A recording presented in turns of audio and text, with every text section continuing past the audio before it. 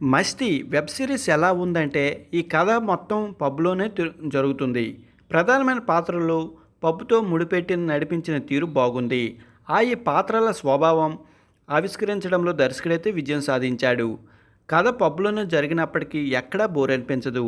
అక్కడక్కడ కథ మలుపులు తిరుగుతూ ఆసక్తి పెంచుతూ ఉంటుంది. మోడర్న్ లైఫ్ స్టైలు అంటూ నైతిక విలువలు వదిలేస్తే జీవితాన్ని కూడా కోల్పోవలసి వస్తుందనే సందేశాన్ని మనకి ఈ కథలో చూపిస్తారు. థ్రిల్లర్ కథలంటే ఇంటికే పరిమితం చేసి నడిపించారు ఇంతకుముందు. కానీ ఒక పబ్బు చుట్టూ కథ రాసుకుని మెప్పించడం వేరు. అవసరాలు తీరడానికి డబ్బు కోరుకునే తనియా, విలాసాల కోసం డబ్బును ఆశించలేక విలాసమైన జీవితం అందుబాటులో ఉన్నప్పటికీ వ్యక్తిగత ప్రాధాన్యత ఇచ్చే గౌరీ పాత్రలను డిజైన్ చేసిన విధానం బాగుంది. క్రిస్ నైపుణ్యం మనకి ఇక్కడ బాగా తెలిసిపోతుంది. లవ్, రొమాన్స్, ఎమోషన్స్ అన్నీ అక్కడక్కడే ఆవిష్కరించిన తీరు ఆకట్టుకుంది. ఉన్న నటినట్లయితే అందరూ బాగానే చేశారు. అయితే ఎక్కువగా బిందు మాధవ్కే మార్కులు పడతాయి. ఈ కథ కాస్త నిదానంగా మొదలై ఆ తర్వాత గాడిలో పడుతుంది.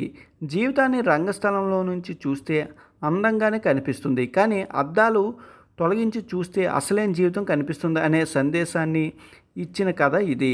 బడ్జెట్ పరంగా ఇది చిన్న సినిమా అయినప్పటికీ ఆలోచింపజేసే కంటెంట్ అయితే ఉంది. పర్లేదు, ఒకసారి చూసేయండి మరి.